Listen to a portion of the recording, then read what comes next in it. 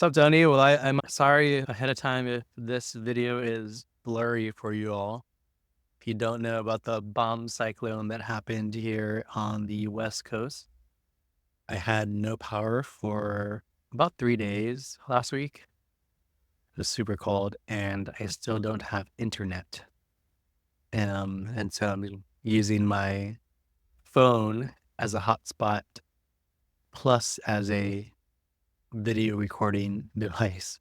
So it's working overtime. But yeah, last week was pretty tough for people here in the Northwest, in the Seattle area. There's still people without power.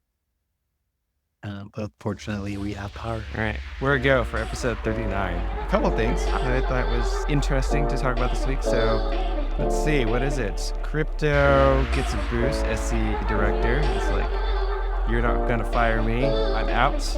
Another big news in tech world, DOGE has put forth its kind of recommendations for Alphabet.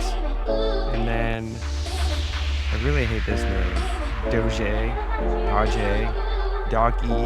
call it whatever you want. The Department of Government Efficiency. A little bit more information is slowly being trickled out. Is Elon and whoever the other dude tweets, and so we learn a little more about that.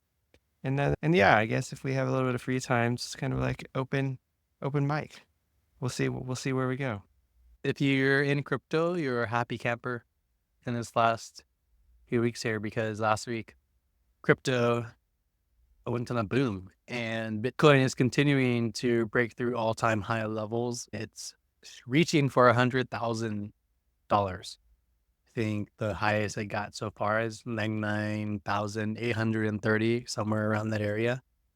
And it's going to hit $100,000. So that's pretty crazy to think about, even though if you're a crypto bull, you knew it was coming at some point.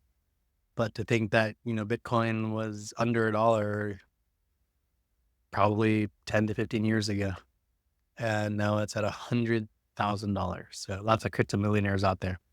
But the big reason for this is because the SEC director has said that he will step down on January 1st. And so that paves the way for Trump, who is more of a Bitcoin bull, to appoint a new SEC director that's probably more friendly to crypto. People have been waiting for this because there really hasn't been any regulation on crypto. And part of that is the SEC.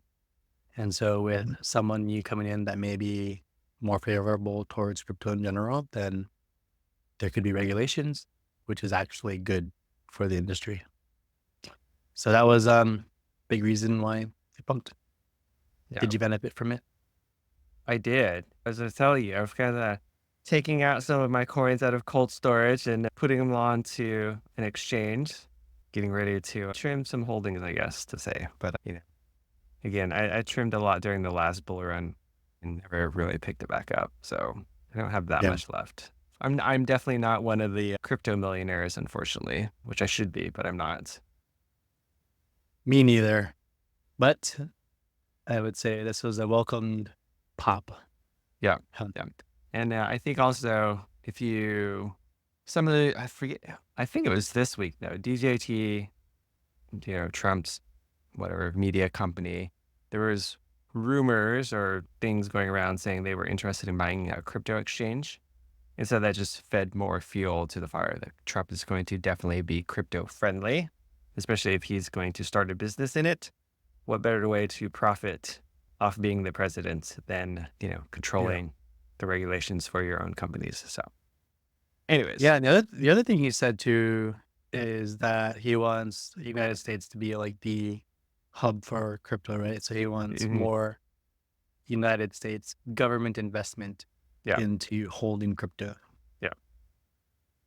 So we'll see. I've noticed a lot of the old school altcoins have also been kind of pumping this week as Bitcoin has kind of been, I would say, consolidating, I guess, before it crosses 100,000. So like your oldies, like Stellar, Lumens, XLM, XRP has also been a hit apparently because of, again, the SEC, getting kind of pushed back a little bit.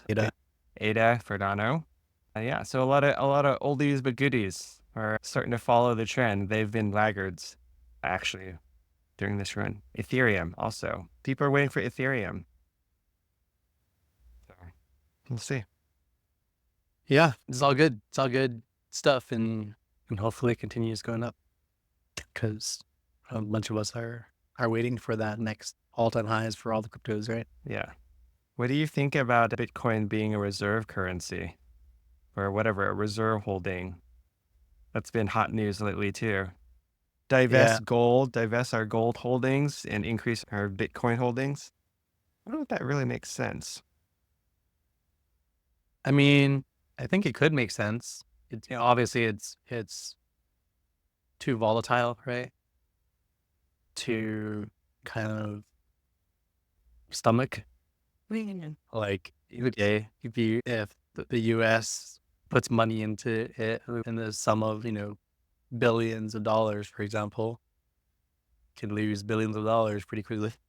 So I guess so. On the contrary to that, if the U.S. were to put a ton of money into it, and that had to probably be paired with SEC regulations, right?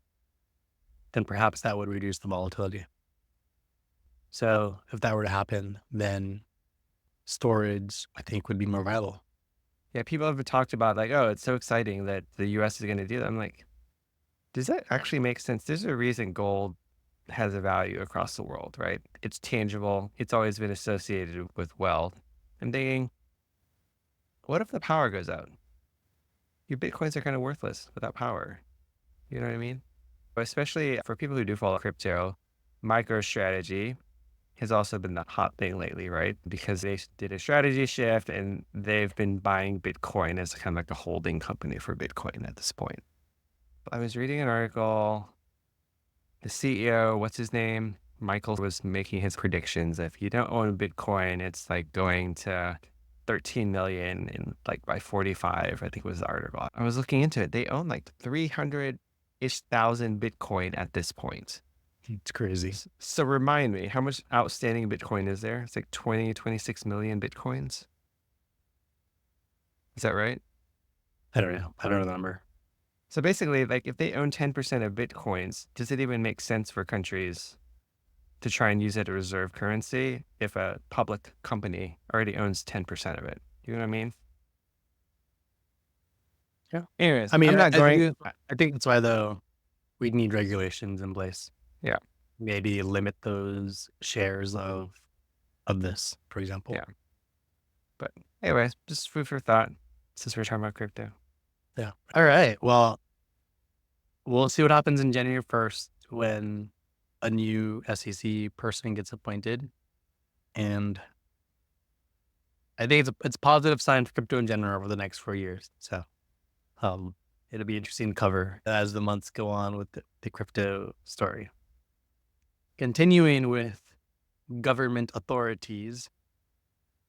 The DOJ has kind of put forth one of their remedies to their case against Google being an illegal monopoly. And it was basically for Google to divest its Chrome. And so that sent Google shares down a little bit over the week as people are trying to figure out like what impact this would actually have on search. I thought it was kind of like a weird remedy. I can kind of see where they're going with it, but like, is that really the best thing you can do? The idea is by Google divesting Chrome, it reduces their control on search. Which is they have about an Which I don't know 86% share right now. But like, all I have to say is like, it's kind of a weird proposal, the route they were going with it. If the idea is because Google is so reliant on search, well, we should divest one of the tools that lets people access the internet. Yeah. And that will help reduce their power and the monopoly on online search. Unless they decide to create another browser, which they could technically do. I can add to that. I think, the proposal's a bit weird. I mean, Google does have dominance in the browser industry. One thing I was curious about is because Chrome browser, I know the article does specifically state Chrome browser, but I also know Chrome is an OS, right? Because they have the Chromebooks. There's Chrome OS. would it include Chrome that? OS, it's a small part of Yeah, Google's business. and exactly. Like, but I'm just curious if it would include that or not.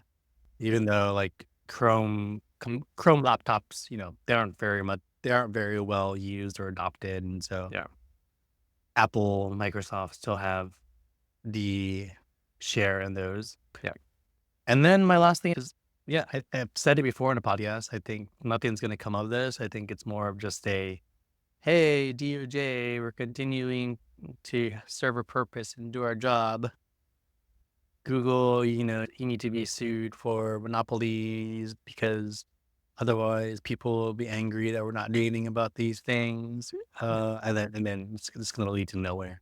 Because, yeah, like they could ask them to sell YouTube, which is much more of a profit puppy. And I'd say starting to provide some real dominance in the online video landscape. It's just one of the remedies. The other things I think has been thrown around is potentially Android is another channel, right? Which to me, if it ended up actually going anywhere, that might make more sense where, maybe they force Google to divest of their hardware business, basically, right? And so the company is just focused on search, their ads, but as far as the channels to get there are kind of offloaded and separated out from the company. So maybe that's one of the things. And the other one was, what was it? You know how like how Google pays Apple to be the default search engine? And so Mhm. there was talks about Google not being able to do that anymore. Meaning if their search was so great, then they shouldn't be having to pay people to use it, because if you're the best, they will just use it by default. All right. Well, we'll continue to pay attention to the story. Right. Speaking of DOJ actions and other government things, everyone's been paying attention and following what Elon Musk and what's his name? Vinay, I just call him the other guy. I don't even know who the he other is, to be guy. honest. Yeah. Oh, you don't know who that is? No, I don't. He Oh, was I know he's just very pro-Trump. I've seen him argue stuff and fail miserably arguing because the things he says makes no sense for the most yeah, part. he was running So for president, I I just guess. ignore him. He was running for candidacy, right? For president. Okay. Is he another millionaire, billionaire? He's an entrepreneur. I think he is a millionaire based on his selling a company in the past. Vivek is his name, yeah. Got it. Okay. Oh, yeah. So everyone's been following and paying attention to what's going to be going on with Elon Musk and Vivek Ramaswamy's new consultancy for President Trump, DOGE, the Department of Government Efficiencies. And one of the latest things that came out of that is that they want to actually make tax filing free for households in the United States. So if you're old enough to file taxes, which I'm sure you are if you're listening to our podcast, you file taxes through primarily two ways, right? H&R Block, TurboTax. And those two companies have the monopoly, if you will, on tax filing because tax filing is complicated. I guess the third way, if you don't use them, is you have a tax accountant that does it for you. But they probably use Block or TurboTax to do their work. But Elon and Vivek have come out saying that they want to make it free for people. And I thought this was an interesting story when I heard about it because, one, it makes sense to me, meaning the reason people pay so much for tax filing is because it's complex. The reason it's complex is because there's a lot of information that you need to gather and accurately submit to the government so that they can audit like your tax filings and understand whether or not you paid enough or paid too much. And the reason why that's inefficient is because that's all data that exists. and we are forced to manually pull all these things together and input them.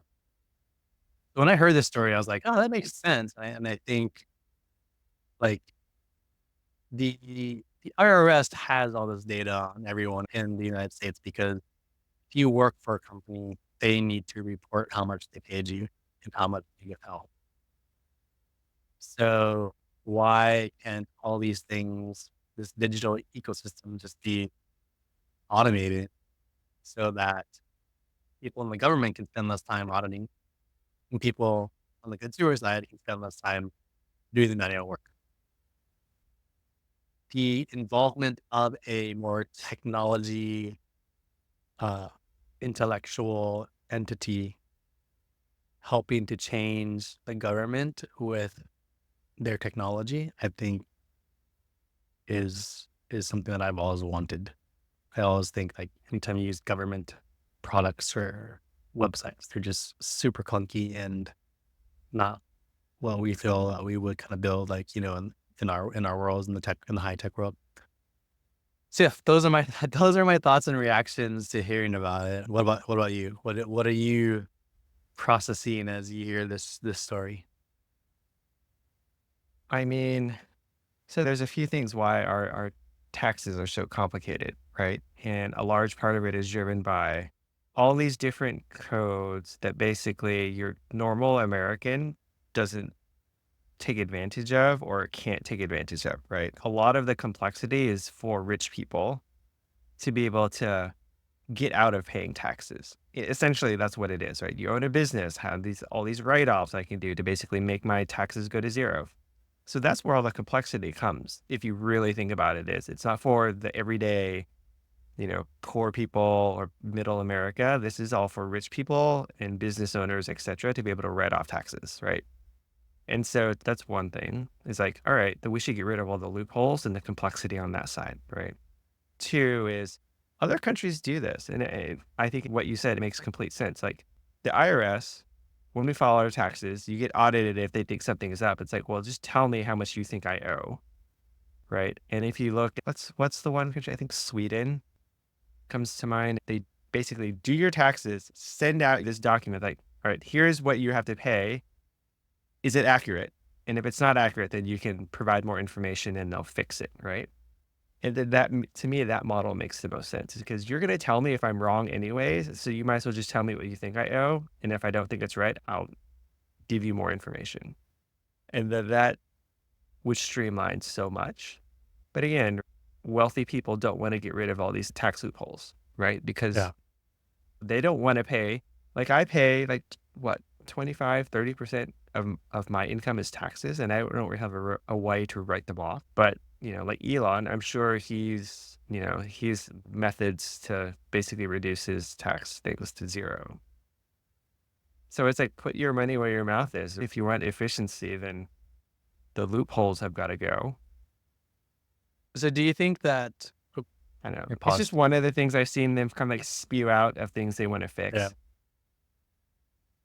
Do you think that this would actually close those loopholes holes? Because now that things are more kind of automated. Well, I guess what you're saying is that's less about, you know, tech improving tax filing. That's more about regulations getting more strict on codes. I think that's what you were saying, right? Or just basically eliminating all the codes, Yeah. right? Because it's complex because we have all these caveats of if you own a business, you can write off these certain amount of expenses, right?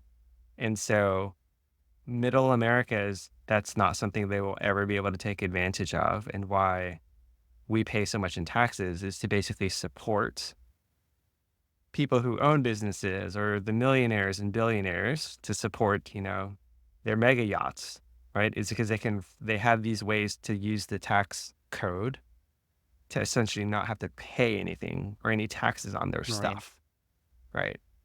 And so, you'll see a bunch of models thrown out like maybe we should just go to a flat tax, which I saw Shema post. We should do a flat tax, which again, that only advantages people who are wealthy. If you think you think about percentages, somebody making 40,000 paying 20% of their salary they're basically screwed. A billionaire paying 20% of their income is still living good, right? And so that's why we have this kind of like tiered system of the more you make, the more taxes you pay because it impacts you less. Again, that is if you don't have any other tax code write-offs to basically reduce. That's how millionaires, billionaires reduce the amount of taxes they pay. Is that we have all these like, yeah, you have a business. Okay, we're going to, give you this credit. You've made these losses, which Trump is very good at taking advantage of, by the way, because he's bankrupted most of his companies. And that's how he's done it, is use these tax write-offs to like, oh, my property in Mar-a-Lago is, worth nothing. So I'm going to take a loss on it, etc. So as you can see, it gets very complex, right? And so that's like, you can't just do one thing. If they really want to solve it, then they need to basically not enrich themselves anymore. But anyways, this is just one thing, right? I know Elon and the other dude have been posting like wild ideas that just like, you can see like, okay, they're doing the startup thing, right? It's like, we'll throw spaghetti on the wall and see what sticks and what doesn't break the country. But we'll see. Again, as you said, they're like a consultancy. They don't actually have the power to do anything, right? It's going to go through Congress. And so we'll see. Let's go to our last story related to Musk again. Yeah, I mean, this was just like, not much has come out of it yet, but it kind of brings back when Musk said, I'm going to buy Twitter. And so basically Comcast, right, there's Comcast, the internet provider, is also a media conglomerate. They own a lot of cable TV. And so they have been talking about getting rid of their cable TV business. For example, MSNBC is one that came up. And so I think somebody tweeted for Elon, hey, you should think about buying this. And Musk tweeted back, how much is it going to cost? Which kind of set off a firestorm of, oh no, is he going to try and start to buy a media company like he did to Twitter, right? So, I mean, that was basically the tidbit of news. I just thought it was interesting. Because when Elon tweets something, it's like, he's thinking something about it. Or he's but you never know anymore what he's serious about, what he's not, right? But anyways, we'll see. Elon owning a national media company, I guess it wouldn't be much different than Fox News, to be frank. So maybe it's nothing, but well, when I heard this too, that was kind of interesting thing. Speaking of, when I heard this news, I just go back to being reminded that, Elon's whole mission of why he bought Twitter in the first place was to create a super app. So X as a platform for news, streaming, content and journalism, payments. I mean, this is all within that thesis of creating this super app. And then my second thought is that kind of just reminds me of like Succession, without really the family, but just trying to buy like a media empire and cascading messages or whatever they want to show through the control of what people see. So yeah, that's what I think about it. Yeah, hopefully it doesn't turn into like a Russia, right? I think that was the other parallel people were trying to draw, is if you think of Russia, Putin and the oligarchs, they basically control the media because they own it, right? People talk about free speech, but free speech is only as free as the owner lets you get away with, right? So anyways, let's see. It's going to be a very, it feels like it's going to be a very dystopian 4 years. Yeah. Buckle up for the ride. That's all I say. Hey, as long as I can make money off of it, okay. That's what America voted for. So that is what we have to take advantage of. Yeah. Right? I mean, it's true, right? People's like, this is what America wants. I'm like, all right. It is what America wants. Right? It's what America wants. So, okay. Well, at least the America that showed up rules. Anyways, Not to get too political, but All right, 39. Episode 39 is all about the departments of justices. I guess. DOGE, SEC, DOJ. Yes. We will see what happens this week. We will talk next week again, Yeah. Tony. So, all right, episode 39. We'll hit the big 4-0 next week, and hopefully you'll have internet. All right. Talk to you next time.